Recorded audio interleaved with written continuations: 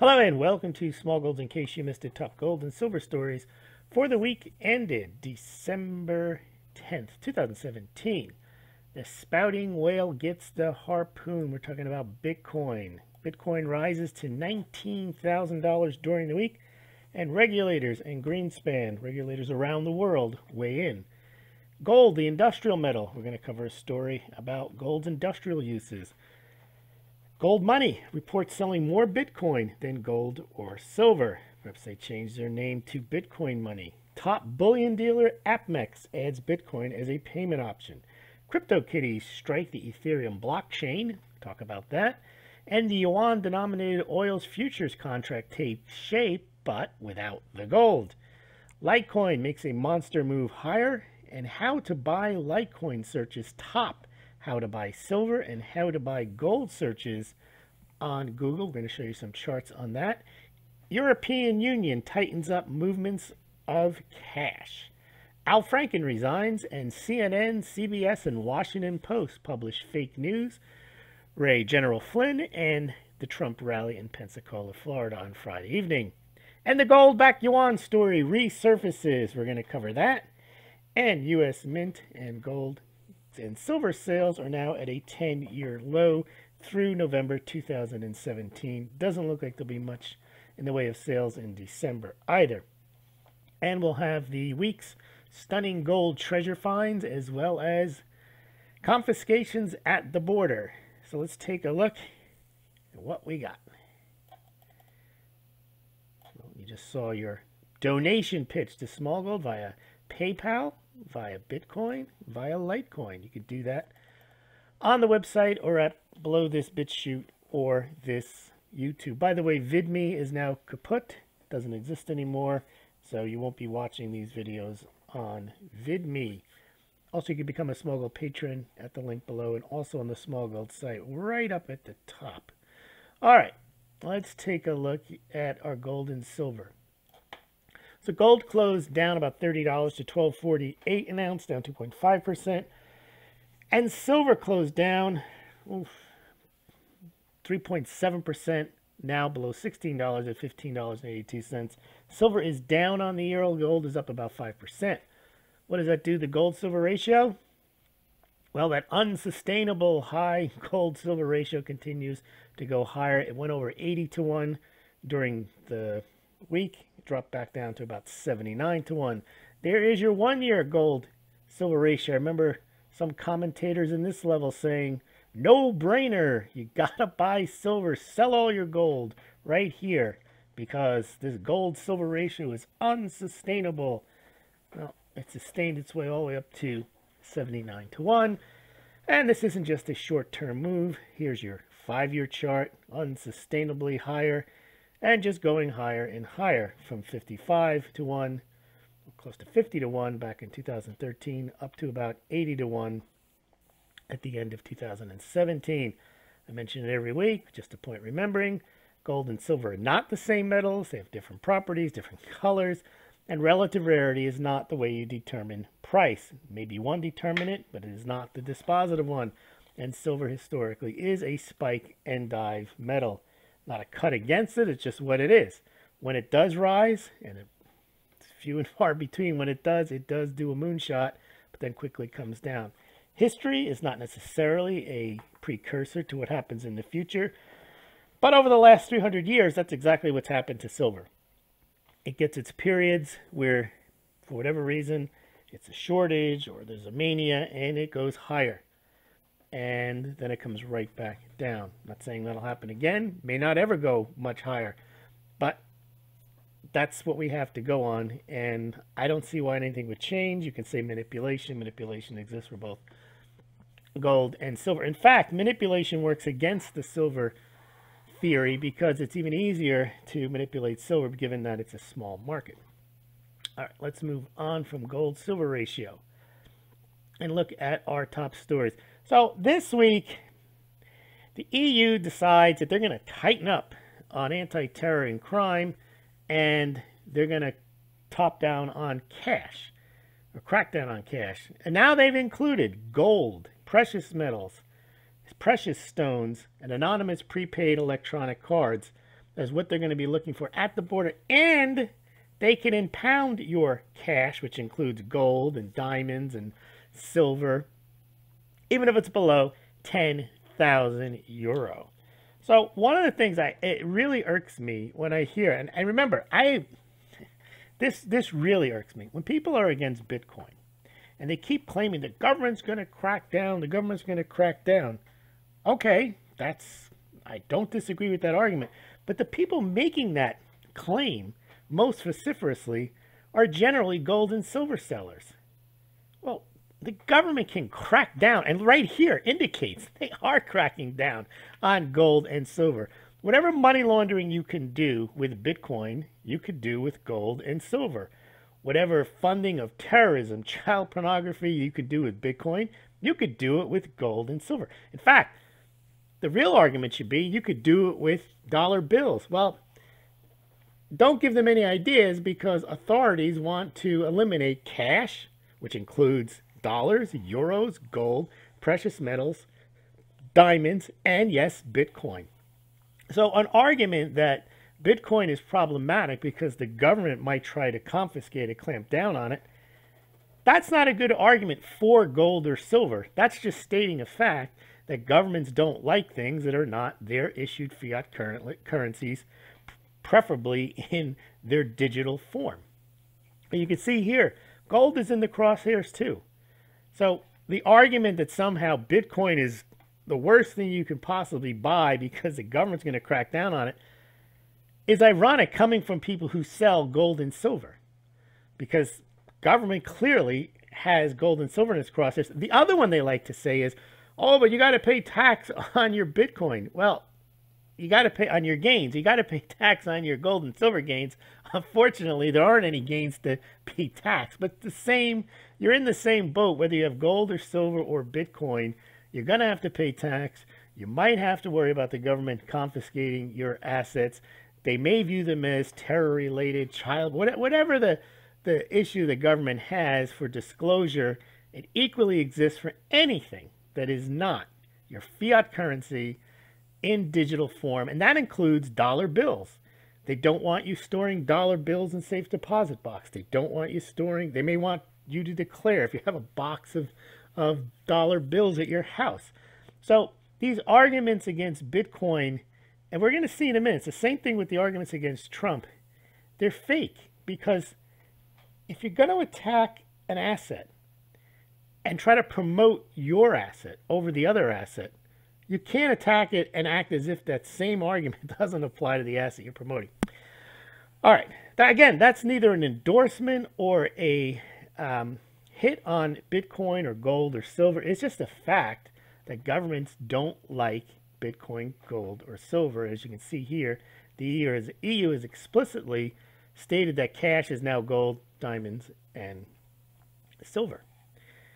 Now, speaking of the cashless society, that's our next story. This guy, William Buter, he's influential. I don't know why, because I guess he runs or used to run Citibank. I think he still does. Here, they want to get rid of high denomination notes. This has been going on for a long time, this anti-cash mentality. We got to get rid of cash. How are we going to do negative interest rates if we don't? And I had noted back in November 2014, this guy, William Buter, there had been a Swiss referendum to get the Swiss National Bank to stop selling the gold, to buy their gold back.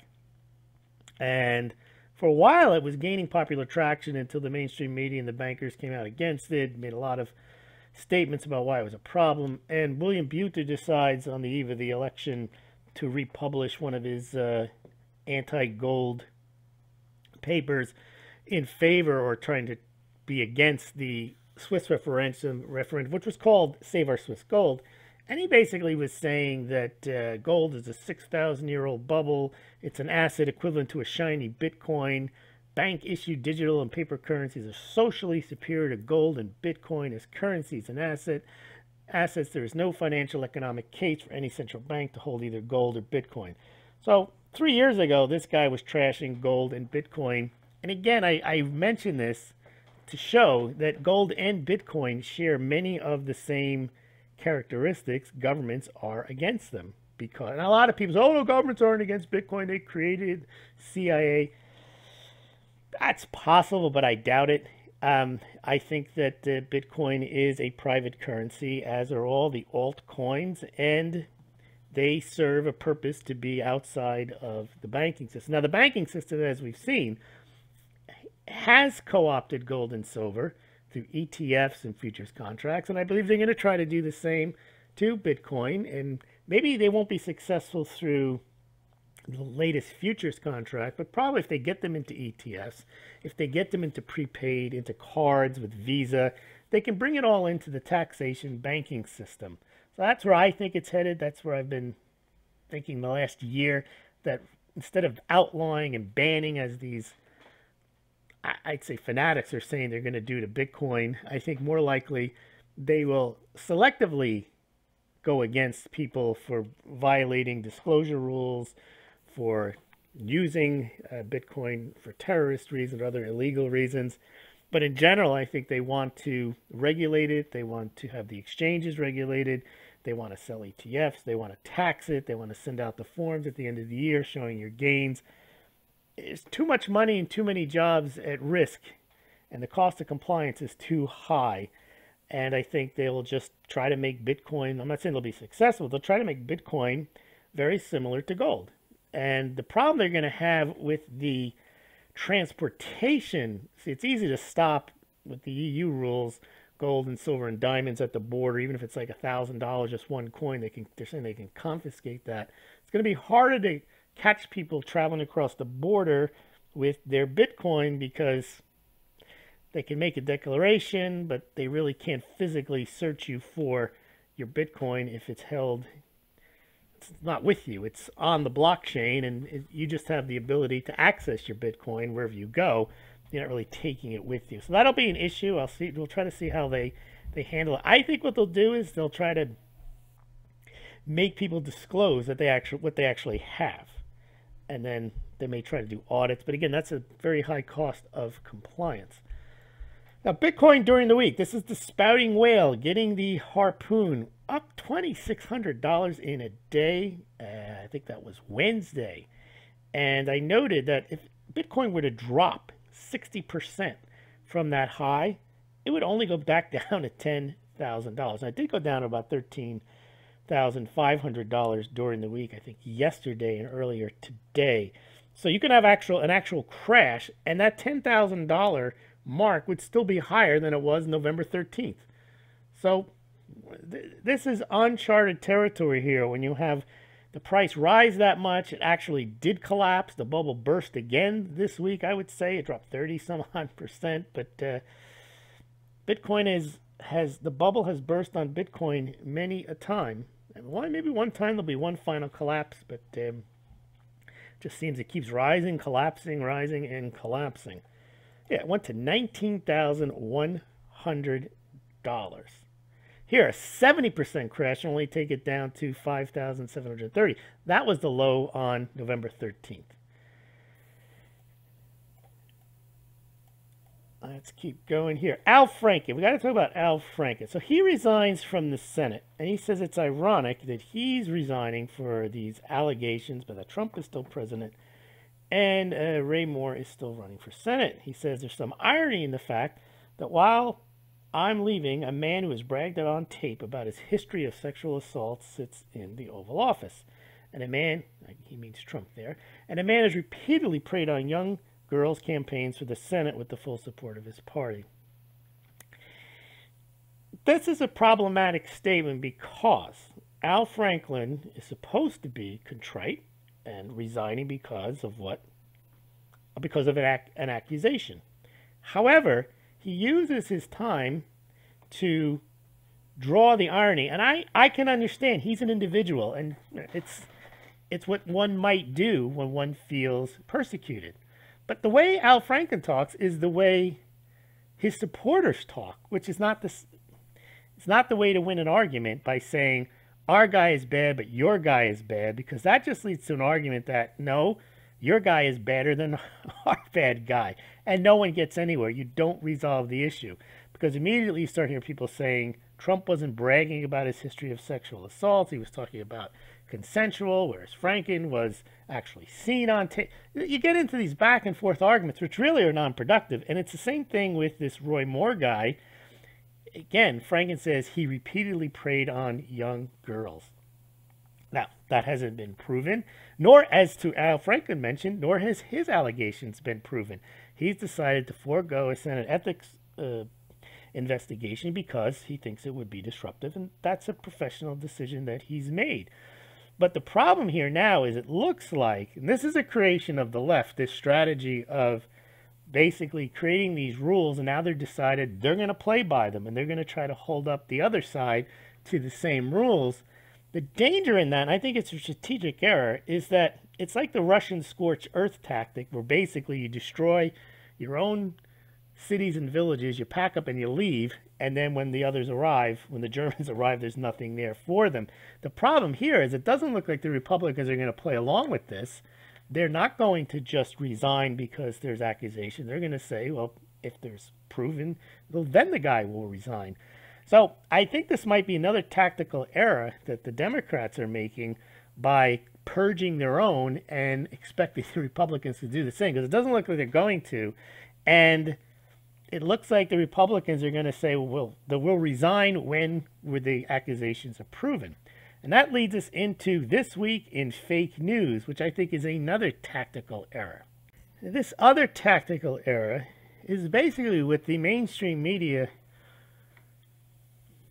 excluding Fox, because Fox has its own issues with inventing facts or skewing their news. But for the most part, the mainstream media on the left, CBS, CNN, MSNBC, Washington Post, New York Times, I think has also committed a very tactical error in that they've been pushing the Russian narrative, which, okay, if there's something there, then present the facts. But it's become quite apparent, especially in the last few weeks, that they'd have to be intentionally pushing out fake news, because you can't get the facts that wrong. You cannot be a seasoned news outlet and get the facts so wrong, as in last week's story that reported that General Flynn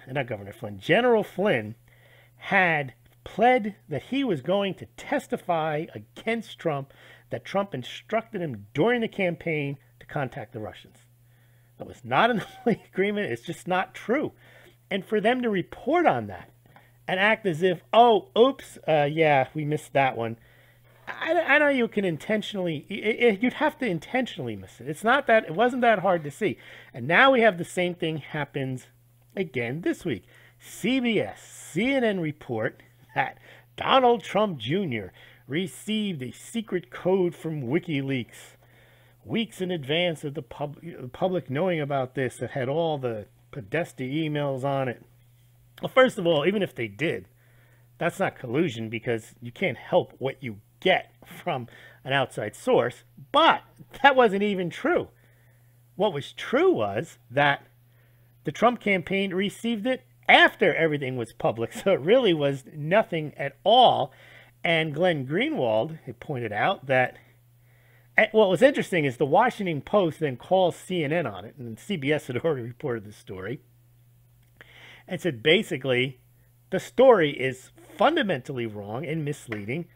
And yet, as Glenn Greenwald points out, the story stayed up for 6, 7, 8 hours, just like the Flynn story. It's almost as if they're trying to create the perception in the public's mind is, look, haven't you heard all these stories about Russians and Trump? None of them true, but they were out there for a while, and they gained the tracks. Of course, when they retract it, no one looks at the retraction. It gets hidden, and the news has already been out there. They leave it up for 6 hours. That's a news cycle. That's most of the day.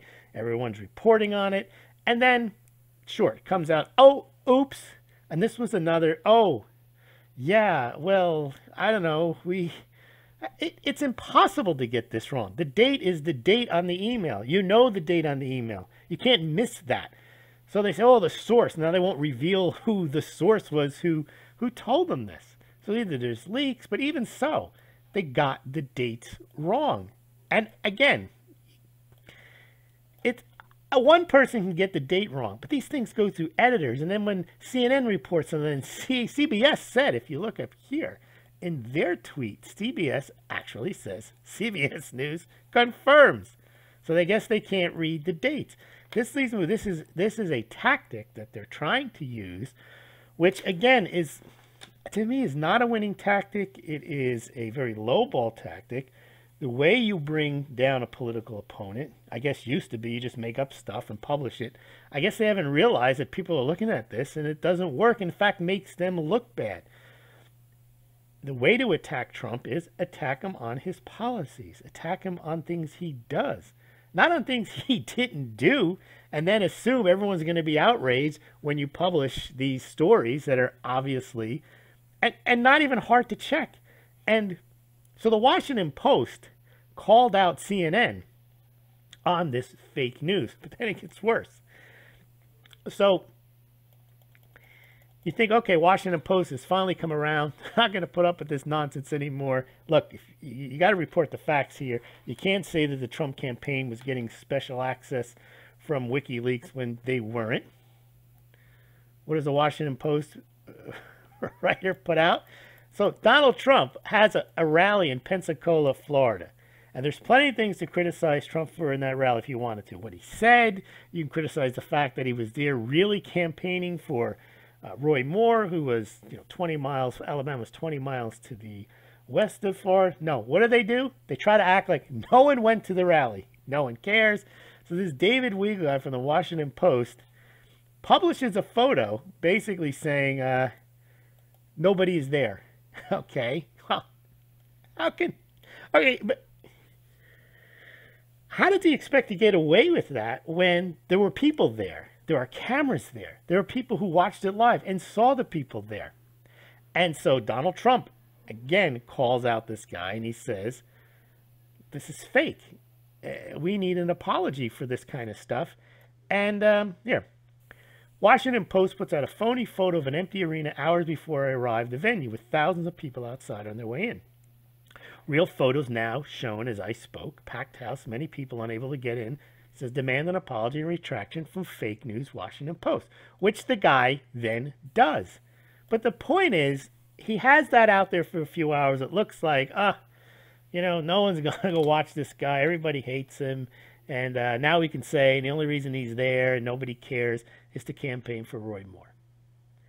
Well, now the guy actually, and here's the thing about Donald Trump. People say he shouldn't be tweeting. He shouldn't be tweeting. This is what it looks like when someone fights back. Because, yeah, it's not a big deal. But the point is, no one else would probably do this. Maybe Fox News would do it. But then people say, oh, that's just politics. It's Fox News. And it's Fox News. They have an agenda. It's Fox News. They have an agenda. Yeah.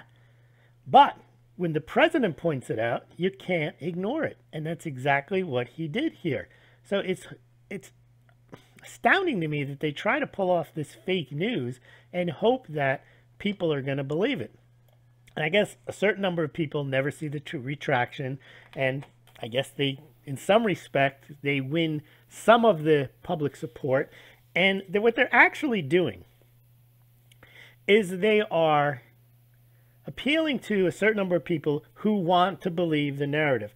Trump colluded with the Russians. You see, General Flint. And this is General Flint. This is very similar to what we see in alternative financial media. There are people out there that want to see the gold price go higher. So they put out gold-backed yuan story, and people want to believe it. There's no source for that. There's no backing from any Chinese official. Oh, but we know it's true. Just like these people who say, we know Trump colluded with the Russians. So you say General Flynn has flipped and he's going to testify that Donald Trump instructed him to collude with the Russians during the campaign. Gold back yuan, gold set to skyrocket. You can see the analogy very clearly. People want to believe this stuff, whether it's true or not. You see then Donald J. Trump Jr. received WikiLeaks information. Russian collusion, gold back yuan. No source, doesn't matter, same thing. It's narrative pushing. And they don't care that there's no source, and there's a certain number of people who will never see that there was no source. They'll only see gold back yuan. And people pump these stories because they get clicks, they get sales, whatever it is. So I've always said that the alternative media and parts of the alternative, not all alternative media, not all mainstream media, are recently, or maybe they've always done this, but they're mostly concerned in just publishing what their listeners, viewers want to hear. And we've seen it with this gold back yuan story. We've seen a lot of other stories is, well, directionally it's true, gold is going to rise. So, yeah, why not gold back yuan? Why not General Flynn is flipped on Donald Trump and Donald Trump Jr. is receiving Russian-based WikiLeaks stuff, or no one showed up at the Donald Trump rally in Pensacola, Florida. People want to believe it, and unfortunately, news outlets cater to it, both in the alternative financial media and also in the mainstream media. They cater to this, and when people point out it's not true, they basically get attacked. I'll give you an example. Mike Maloney at goldsilver.com published Gold's Game Changer. And in that video, he cites one of my comments to a prior video he did. And I said, there's no source for this. And he's like, what do you mean no source? Nikkei Asian Review. There is no source in the Nikkei Asian Review that he cites. Doesn't matter. 50, 60, 70,000 people watch that video and they're like, yeah, gold back yuan, gold game changer, thumbs up. Well, it's the same to people who see General Flynn has flipped and will provide testimony, gold back yuan. It's the same exact thing. You're preaching to an audience that wants, maybe they don't consciously wish to be deceived, but they consciously wish to be told something that they want to hear. And so gold back yuan is the latest. And it's not that people want a gold back yuan. They want some story, some confirmation that gold is set to skyrocket because there's some game changer.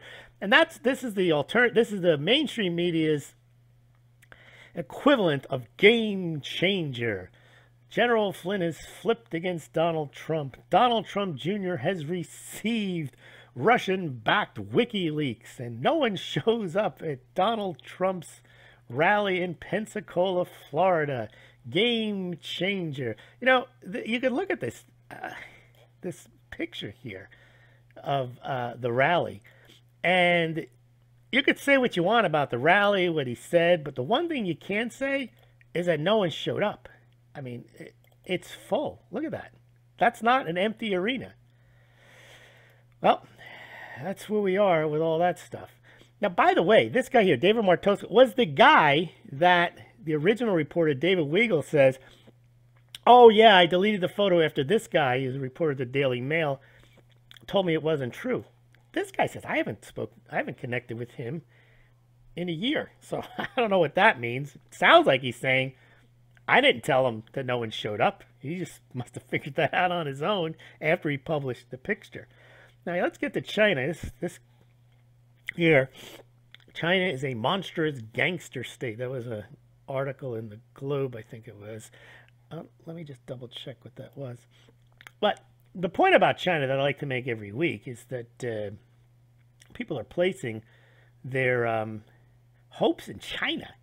Yeah, Beijing is openly and explicitly waging an ideological global war against democracy, the rule of law, and free speech. These are all things that supposedly gold bugs, Bitcoin people are in favor of. They just give China a pass, I guess, because they've got gold back yuan coming. All right, but let's see what we have some more now on China. Yeah, now China, you see more of it in the gold community supporting China. But even the Bitcoin people, they still support China, even though China closed down all the Bitcoin exchanges. And this guy at the People's Bank of China says there's only one thing left to do: sit by the riverbank and see Bitcoin's body pass by one day. So this guy here, he's no fan of Bitcoin. He's cheering on its death. But yet, gold's back yuan. See, China's going to collapse the dollar and end dollar hegemony. I'll learn one day, I suppose. Here, Zero Head story on China. And this is about the infrastructure building, the fake infrastructure building that China has been doing over the last, I don't know, 7-8 years. Well, the latest report says China's infrastructure boom headed for rapid slowdown in 2008. No worries, gold back yuan, fix everything, end dollar hegemony, game changer. Here's another one. This is ridiculous. So, Venezuela is basically bankrupt. It has a few assets left, and it's going to issue a cryptocurrency backed by gold. There's some stories. I saw one, it was in Bloomberg Opinion, saying, this is the end of dollar hegemony. How? You got a bankrupt country cobbling together whatever few assets it has left together into a cryptocurrency, and somehow that's going to crush the dollar. It's going to be called the petro, and they're going to accept yuan. This is a joke that Venezuela is somehow going to take down the dollar because they've got a gold-backed bolivar. But wait till China has the gold-backed yuan. All right. Speaking of hype, this guy, Mike Novogratz, he's now the new supposed institutional face of Bitcoin investing. And he's got a lot of money riding now on Bitcoin. He says the decentralized revolution is an outgrowth. We're losing trust in institutions. Real Donald Trump is a perfect example of why people are looking for new structure. So this is the game changer that Bitcoin is. Now, all of this Bitcoin price rise has finally got regulators interested in Bitcoin. The Treasury of the UK is going to crack down on money laundering and tax dodging. And that was a story in the Telegraph. You can check that out. And my point about all this regulation stuff is, yeah, they're going to crack down on people using Bitcoin illegally. And what they really want, though, is not to arrest a lot of people. They'll arrest people as examples, but what they really want is more tax revenue. And the way they get more tax revenue is they let people know exactly the rules of the game. You buy this Bitcoin, you're going to pay this amount of tax when you sell it. And I believe that regulation of Bitcoin will speed, not slow adoption, as most people want to know what form they got to fill out and how much tax to pay. Now, the hardcore Bitcoin people are like, governments can't stop it. No, well, they know what I'm doing. Yeah, that's always going to be a minority. The run-of-the-mill person, when I say run-of-the-mill, I mean that they're mediocre. I mean, person who's not ideologically bent towards collapsing the dollar or crushing the Fed. Just people who go about their daily lives that don't pay attention to much, which people call the sheeple, people that are not woke. Yeah, people that go about their lives, they save money. If they see that they can buy Bitcoin on something like Fidelity or Charles Schwab, and they can buy it and sell it, they know what their gain is, they get the tax form at the end of the year, they're going to do that. Well, when those people do that, not the minority of people who are vocal about crushing the Fed and ending central banking and all these other things, which people that believe that are in a distinct minority. Most people don't even know what the Fed is.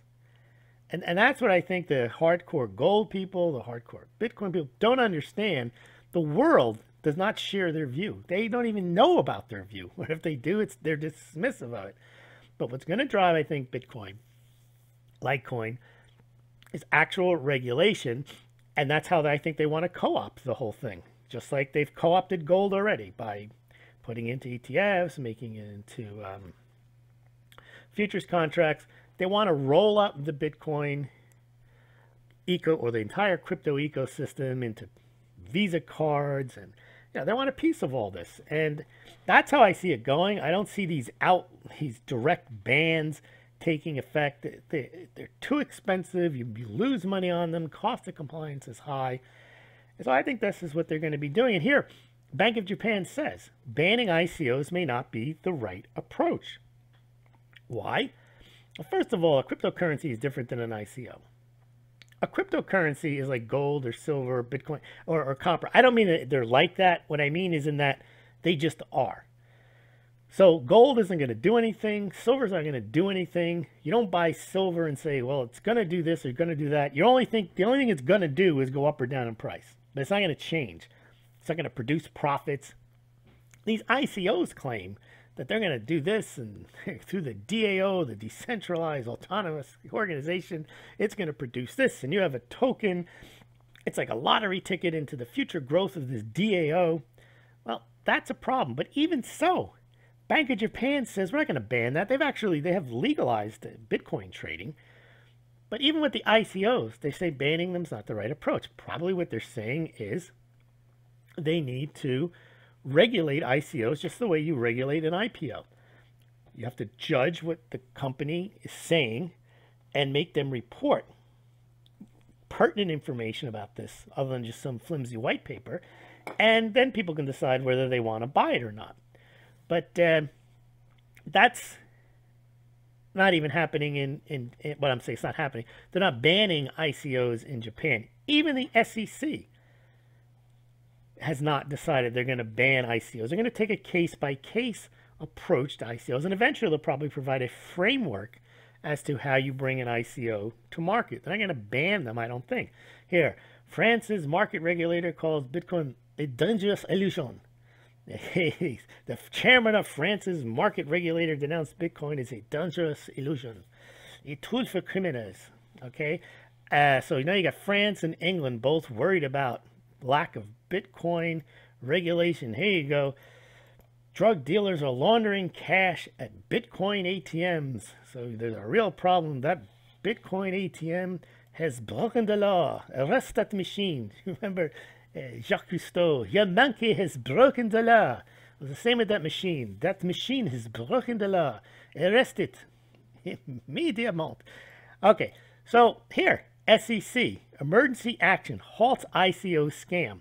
Not halts ICOs scam, but there was an ICO scam in particular they got wind of, and they halted it. Again, case by case, not ban all ICOs, not shut down all exchanges, not crush Bitcoin. They're going to look at this case by case because ICOs and DAOs, some of them may be very legitimate, where somebody wants to bring to market via a DAO, issuing tokens that clearly describe what the company does, what the company's going to do, how it's going to do it. And if they do that and people want to invest in it, makes sense. And actually, some of these companies will become of the crypto space, like the Amazons and the eBays and the whatever other successful internet companies we've had over the last. Most of them will fizzle out, but that's the market. And what the SEC is supposed to do is regulate the market. It's not supposed to eliminate the market. And so I think that this is a very positive step. They spotted a fraud, and now they are taking action against what they think is a scam. Now, there's going to be another futures exchange for Bitcoin. CBO, Chicago Board of Options, is going to issue a big. This is going to start Monday, tomorrow. It sounds like they're front running the CME Group options, which will begin the following week. And we're seeing that TD, Ameritrade, Ally, Invest, they're going to offer exchange-traded Bitcoin futures. Fidelity's not going to just yet. I think these futures are going to be a disaster. I think they may have to call them off because they don't control the price at this moment. And I think they're subject to front running. I mean, you go out and you say, okay, I'm going to buy long futures. And then you go on the exchanges where the prices are and you just buy Bitcoin. You drive the price up and then you collect your long contract. And then you decide, I made a lot of money here. Let me buy the shorts. And then you buy the shorts and you go on the exchanges and you drive the price down. And then you collect your short money. You take that money, you go and you repeat, and you go long on the futures, and you buy more on the exchanges. And you drive the price up. It can easily be manipulated, and there's no way for the regulators to tell because they don't regulate those exchanges. So they can't even match names. They can't even. I mean, if you did it cleverly, you can have people they use their own name when they buy the long or the short, and then they have sock puppets or surrogates buying or selling the cryptos on the exchanges to manipulate the price. I think it's going to be a disaster. I don't know why they're doing it at this point, because people say, well, they can't invest in Bitcoin otherwise unless it's on a regulated exchange, but the regulated futures are basically giving you a price in a on unregulated exchanges. They're giving you a price based on the prices of unregulated exchanges. So I don't know why anyone would want exposure to that other than directly, because even though it's regulated futures, they're giving you a price on something that's unregulated. So I don't know why they'd even want to do this. And maybe this is the reason they will do this, and then realize it's a mistake, pull the futures, and then maybe they'll get the ETF approved. See, once they have an ETF approved, then they can control trading, because the ETFs can start to accumulate large amounts of Bitcoin. They can try to corral it that way. This way just seems to be nuts. Yeah, here's my point here. You flip side of that trade, a whale goes long on futures at the low price, piles into Bitcoin, buys trades across multiple unregulated exchanges, and makes a fortune.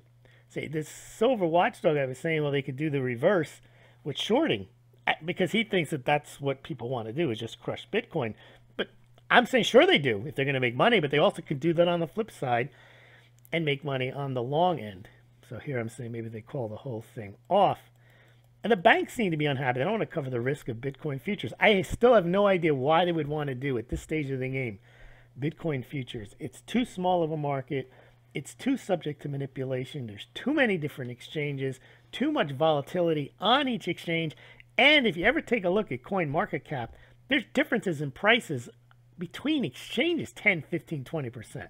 So for example, sometimes the South Korean exchanges over the last month have traded 20% premiums to some of the other exchanges. Now, for those you remember, I published a report. Foreign central banks get a discount on futures. Unbelievable, on the CME group. I wonder if they're going to give them the discount on Bitcoin futures, and I wonder if any central banks will even participate. More on regulation. Indonesia bans sale. Indonesians, they're not going to take the free market approach. They're just banning fintech firms and payments from using cryptocurrency. So there's one case where Indonesia says, not for us. India warns on Bitcoin trades as bubble can burst in a spectacular fashion. Bitcoin in South Korea. A Bitcoin frenzy like no others is gripping South Korea. Here I get the 16% premiums, as I just mentioned. South Korean financial regulators ban Bitcoin futures trading. Interesting, but they're not banning Bitcoin trading. I think this is the smart approach. I think the futures trading is subject to abuse, not in the way we know it in gold and silver, but by using the exchanges and the futures contracts in tandem to front run your position and basically ensure if you're short, well, then you sell your Bitcoins. And then you collect your winnings on the futures. And then when you go long, you just pile your winnings back into going long, and you go back and forth. That's not going to create any stability. We'll see what happens. Greenspan, the maestro, he compares Bitcoin here. One of the founding fathers himself compares Bitcoin to colonial American currency that eventually became worthless. The maestro. I love when we hear from him. The United States can pay any debt because it can always print up the money to pay for it. God bless them. All right, so here's Zero Hedge. This is only halfway through the week. They had printed up a bunch of different stories that show the different foreign entities that were trying to regulate Bitcoin. Here, where is crypto heading? That's what I've been saying. This is a company that, again, is going to roll up the cryptocurrencies and allow you to do banking, pay with your cryptocurrencies. This is the future, I believe.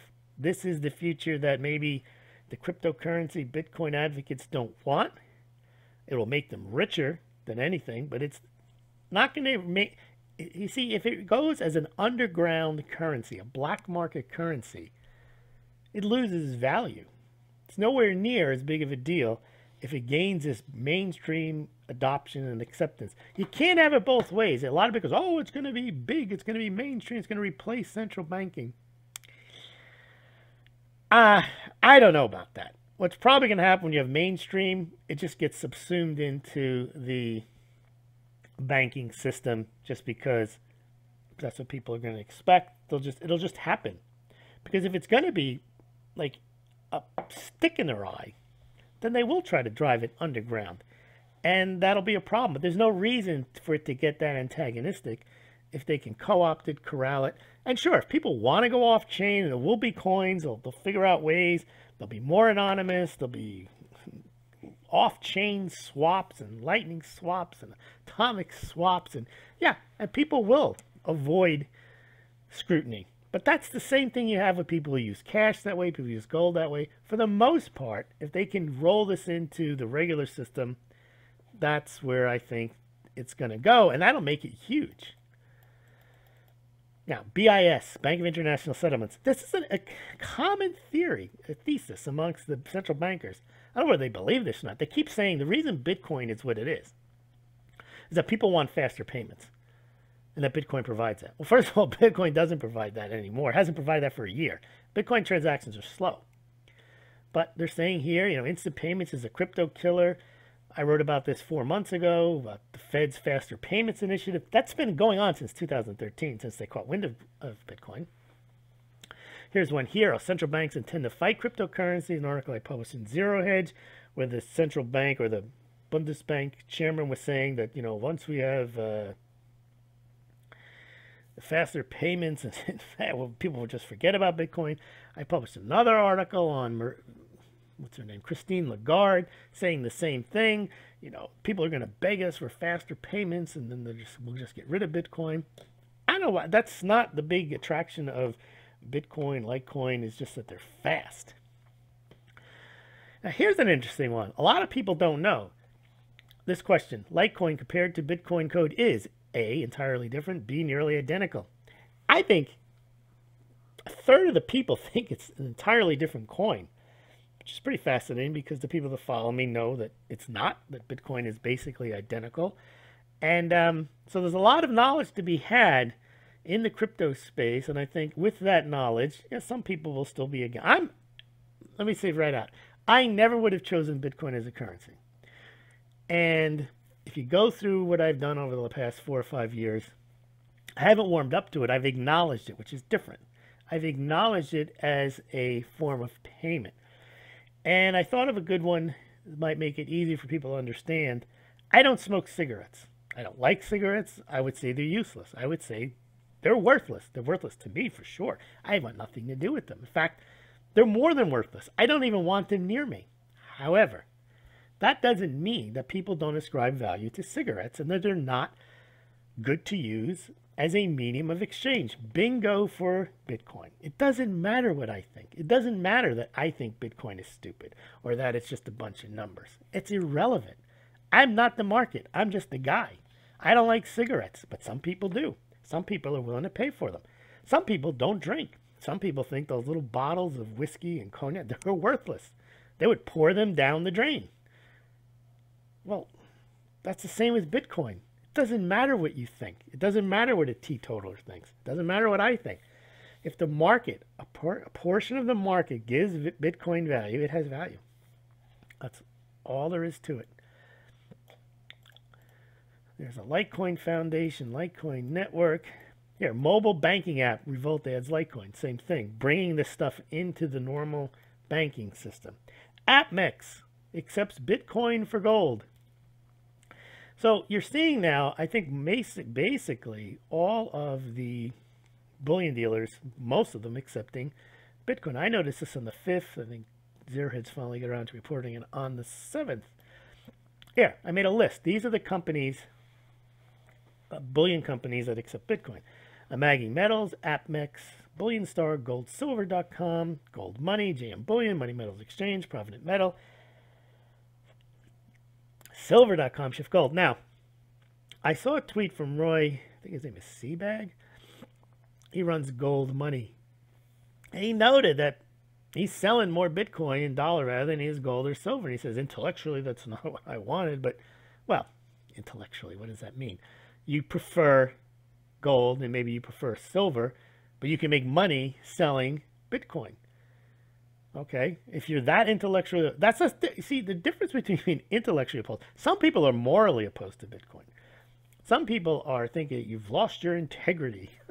You cover Bitcoin, or some people tout Bitcoin, or promote ICOs. That's an issue. That may be a different issue. But just covering something or acknowledging a different currency, it's almost like you've lost faith in. I never had faith in gold or silver as a religion. I view gold and silver as ideal assets that can and perhaps should be used as money. And there are advantages over using gold and silver to Bitcoin. However, again, my opinion doesn't matter. That's an opinion. It's not this. Gold is money, period. No, it's not. That's what you want to believe it is, and you're entitled to believe it is. Some people can say Bitcoin is money, period. And everything else is just credit, because Bitcoin isn't credit-based either. The point is there's no absolute in any of this. And Bitcoin now has proven itself as having a place in some system. It's just like cigarettes do, just like small bottles of liquors do. And, you know, I'll equate this. There are people that are prohibitionists on liquor. They would think that it's immoral to trade in liquor. Well, in fact, I would believe under Sharia law that trading in liquor futures like they do with, I think Bullion Vault sells Scotch whiskey futures. But that doesn't mean, that means that's just the people that follow Sharia law. They don't view whiskey as a valid form of exchange. That doesn't mean that the other people don't view it as a valid form of exchange. It just means that if you are devout Muslim, you think that that's not valid. And it's the same thing if you're devoutly in favor of, and you're against Bitcoin, you're being against it, and it doesn't make it not so for the people that want it to be so. And that's where we are big. There's enough people in Bitcoin, in this crypto space. Doesn't matter whether you're against it or not. It's not going, and cheering on government to stop it isn't going to make it happen either. Kazakhstan adding gold to reserves again for the 61st month in a row. I've covered that story this week. Silver Eagle sales kaput, 11-year low. You can check that out. Gold Eagle sales down 93%. Gold Buffalo sales down 93%. We're down 10-year lows. Origins of gold. It's an interesting story. We'll cover it. Collusion with moon-sized body brought Earth to gold. I love these stories, how gold ended up on Earth. Future of gold. This is what I was talking about at the beginning. Gold, the industrial metal. Smartphones are becoming increasingly powerful. Electric and self-driving cars could revolutionize the automotive industry, and emerging nanotechnology could transform solar energy. All of this could have a positive impact on gold demand. Now, we always hear about silver, how useful it is. Well, people don't realize because they've only been using gold as money and jewelry. Gold's got some amazing properties too. It's just that it's been too expensive to use in the industrial world, but they use it on in space electronics instead of silver because it doesn't even tarnish. So gold is a very interesting, and if they create these technologies where you can use less of it, then gold can be used even in industry, even at the price, because gold is very malleable. You can stretch it out. See, an ounce of gold, you can stretch it up to the moon if you wanted to. So look out for that as a source of gold demand. I think currently gold demand industry is about 8 to 10%. Maybe that rises. Who knows? See, gold consumption is another story. Due to tech and smart cars, it's going to be up. And it'll probably continue to go up. NASDAQ, one thing both Republicans and Democrats should agree on is buy gold. We'll see how that goes. Crypto exchanges. Bloomberg. Cryptos appeal to people who lack faith in governments and banks, but then trade with blind trust on crypto exchanges. So that's one of those anti-Bitcoin statements. But, the same could be true with gold on futures exchanges. Who in the gold community has any trust in the futures exchanges, the ETFs? No one. Well, not no one, but a lot of people don't. That doesn't mean they don't have faith in gold. It means they don't have faith in the trading of it. So cryptos, same thing. People have faith that are into cryptos, into Bitcoin. Yeah. So they trade them on exchanges that they don't trust. That's not an indictment on Bitcoin any more than the COMEX futures that no one trusts, or no one trusts, or that some people don't trust. It means that they don't trust gold. It's not a contradiction. Now, crypto kitties. Only in crypto space here.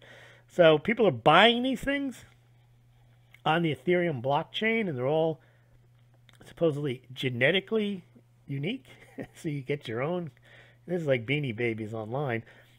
Actually, much more unique than Beanie Babies, because you can only have one. There's only one of your, and you can breed them. And whoever invented this, I guess, is an idle genius, but now he's probably an idle millionaire, because 10%, I think, of blockchain transactions on the Ethereum network in the last week, I think, were somehow related to these guys here, crypto kitties. Here's your crypto hippies. And the Ethereum founder, he says he likes crypto kitties. Okay. Well, here's a guy. Yes, Bitcoin is a dangerous speculative bubble.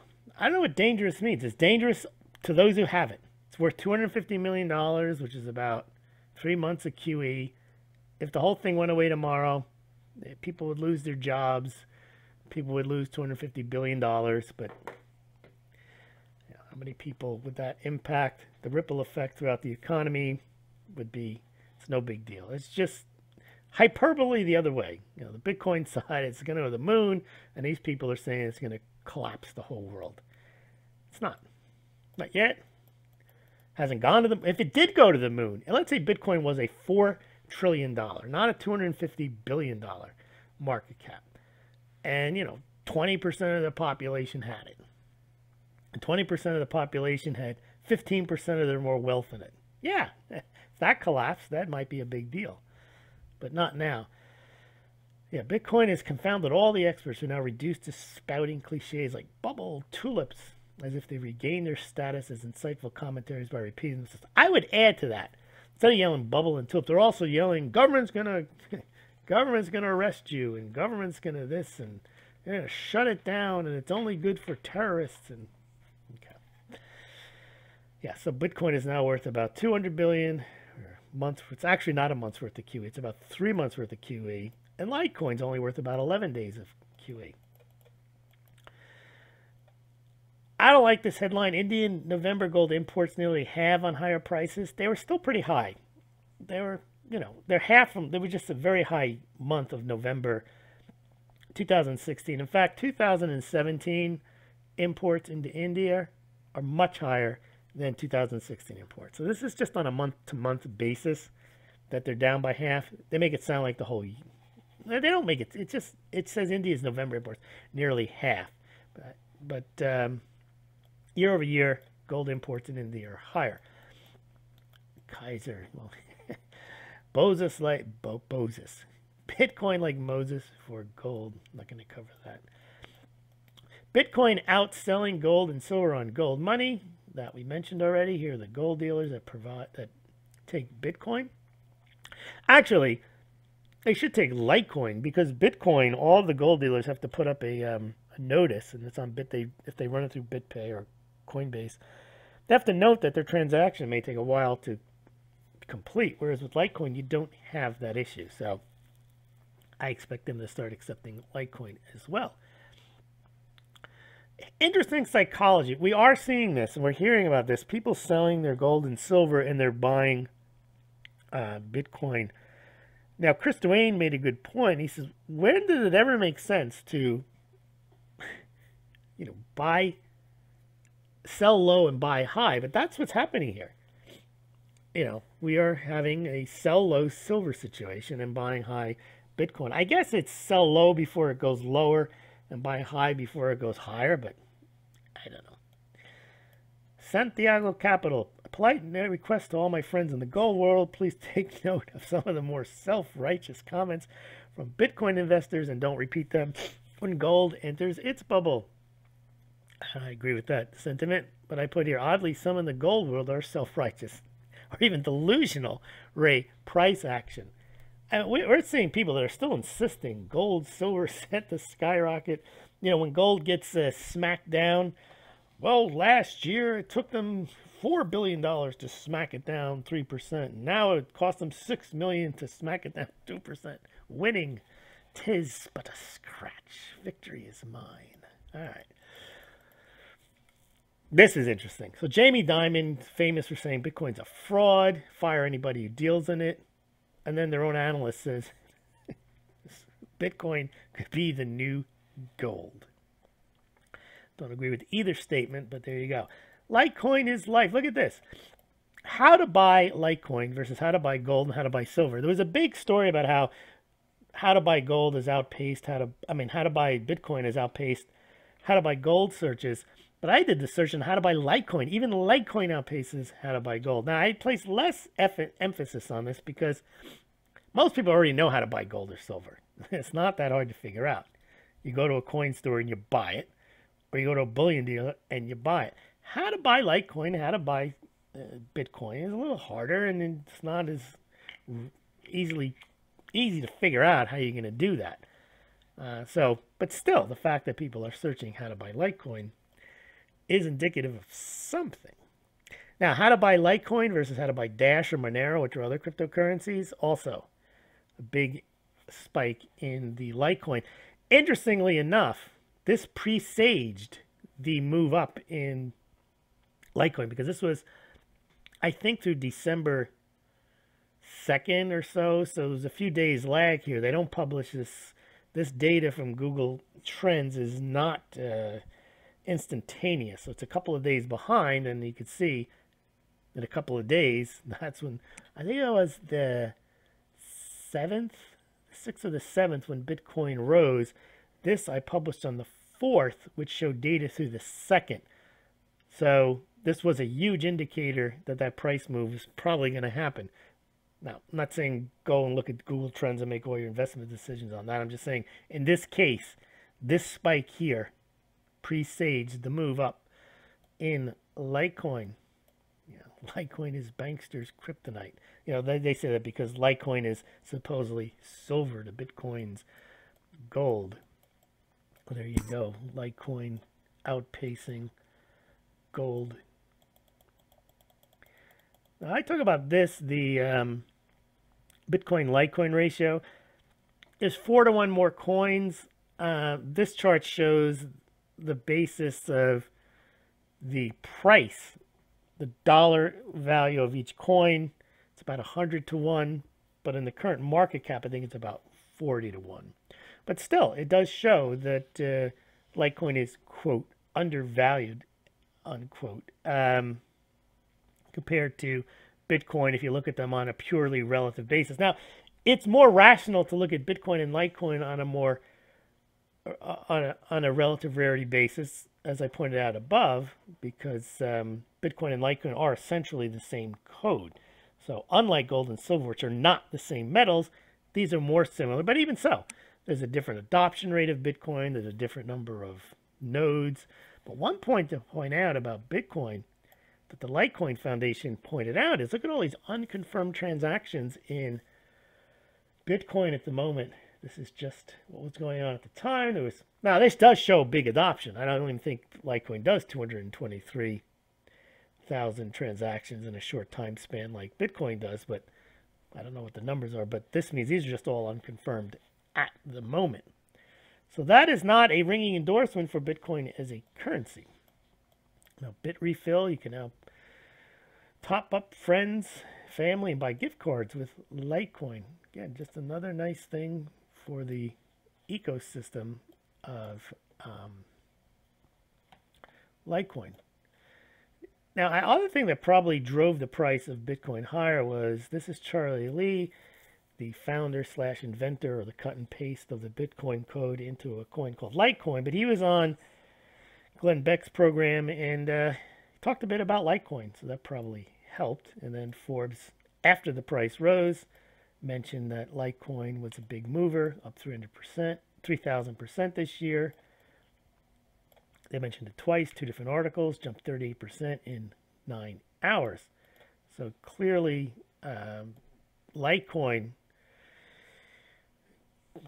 went into the updraft of Bitcoin, and then when Bitcoin fell from its 19,000 high, Litecoin ratcheted up. Here's another story. Quick fees and quick transactions turn Litecoin into the P2P payment technology that Bitcoin isn't. Litecoin trumps Bitcoin for peer-to-peer Payment functionality. And then here, Litecoin approaches 200 in monster round. I think it's about $150 today, but here's another point. Remember, if you remember my Smaulgld speculation series on Tether, we talked about people selling Bitcoin and then holding their winnings in Tether, which was supposedly backed by the dollar, and they replicated the dollar. A lot of the Litecoin rise was in people trading. Well, it's about 200 or 350 million in trading just in the past 24 hours of people swapping their Bitcoin out into Litecoin. You can see that right here. So you sell your Bitcoin and you move it into Litecoin either permanently or just as a place to park it till you can move back into Bitcoin. Now our Bcash friend Roger Ver made a statement which, well, I think it's not true about his view on value. And he was saying that it was a cut against Bitcoin, what he calls Bitcoin Core, and it was a defense of Bitcoin Cash, which will come up here in a second. He was saying that because Bitcoin's usefulness as a store of value comes as a secondary effect from its usefulness as a medium of exchange, meaning Bitcoin is great because you can use it to do transactions and it's quick, it's fast, it's easy, and now because of that, it is a store of value. But the problem with Bitcoin is you destroy that medium of if you destroy the medium of exchange, meaning you can't make the transactions quicker, well then you destroy the value. Now he's saying that as a tautology, which is not true, because something can be a store of value and be either a mediocre or poor medium of exchange. Like gold bullion, you can transact in gold. It's not the best thing to transact in, especially if you want to send it to cousin Matilda across country or in China, wherever she might live. But you can do it. That doesn't mean that gold loses its store of value because it's not the best medium of exchange. And Picasso painting is a great store of value, and it's not a medium of exchange at all. You can't clip off a part of the Guernica's, one of the guys' Guernica's noses and ship it out and say, there's your payment. So I get, to his defense, I think he's saying in cryptocurrencies, the store of value concept derives in part from its medium of exchange. But even in the crypto, I disagree, because the faster you can use a crypto coin, the faster you can spend it. And the faster you can spend it means the faster you are selling it. And the faster you can sell something, the less likely it is to be a store of value. What happens with a Picasso painting? You don't just walk out on the street and say, hey, Picasso painting, anyone want it? Someone comes up to you and says, I'll give you $200 for it. Sold, done. No. Picassos need to go through an elaborate process of sale. You have to go to an auction to sell a Picasso painting. Same with gold. You got to call your broker. You got to send them the certificates. You got to have them release it from the vault. You got to sign stuff. It's not an easy process. It's getting to be that way with Bitcoin. You have to fill out you get your address, who you're going to send it to. Then you got to wait for the confirmation. Who knows? I think he's just pushing the Bcash concept there. Normalization of QE. This is the Bank of England asking a question. This is why I say it's normalization, because they actually asked this question, and I had mentioned this a while back, that this is what they're trying to do. Should quantitative easing become part of the conventional monetary policy toolkit? No! Why should it? It was an emergency measure. But now they're basically saying, you know, maybe anytime we got a little problem, we just print up some money. Okay, now gold. It's another thing that dawned on me. People talking about, what all these people are saying gold's going to skyrocket. Well, you don't need a 10-year lecture to know that gold is insurance. These people every day, for 10 years, they keep talking about what might happen, what might happen. Okay, I get the point. Gold is insurance against financial calamity, collapses, inflation, and so on. The difference is they keep saying it's going to happen next week or next month, or 2 months from now. Here we go. Gold back on China and Russia. This is Russia today could set international gold price based on yeah, they could. They can decide the price is $1,200 if they want. Gold finds. We're not going to go through them, but we always have this every week. This is British Museum finds. These are some rare and inexpensive silver coins of Ecuador. Finds up in the space. This is about asteroid mining. I'm not going to cover that. Smuggling. Look at this. Hong Kong police sees $105 million worth of pet rocks. Look at that. Nice. I'm sure that was not all rectally smuggled. That's a big hoard there of gold found. Flashback. So let's take a look here. These are some of the stories that we saw from some of our prognosticator friends in the gold market. Let's see. What's the first one coming up? Game over for Tower of Babel. This is January 2015. 4 to 5-fold rise in gold price coming. This one, what does it say? End game is underway. Gold and silver to be pushing 10,000 and 4,000 by the end of 2017. That was February 2016. Today, it is December 10th, 2017, and we are not pushing the end game of 10,000 gold and 400 silver. Well, can we at least get a game change? We got end game, game over. I haven't gotten a game changer. Game changer is the new one. That's the new one. Now let's take a look at more of this gold back yuan nonsense, because it did come back in this week. Game changer. What happened this week with this guy? Game over. Yeah, this is the story I told you about earlier. Bloomberg. Sovereign digital currencies could disrupt U.S. dollar. Yeah, Venezuela is going to upend the dollar. Dollar hegemony. Dollar's days are numbers. Okay. Here's a Chinese report. Chinese futures is coming closer. Shanghai International Exchange Energy plans to rehearse a rehearsal this weekend. This is the 5th rehearsal this year of their oil futures contract. A point I've never, ever dismissed. I've always said, and this is because there were sources for this, that this is what China's going to do. They're going to have an oil-backed futures contract. That nothing to do with gold, though.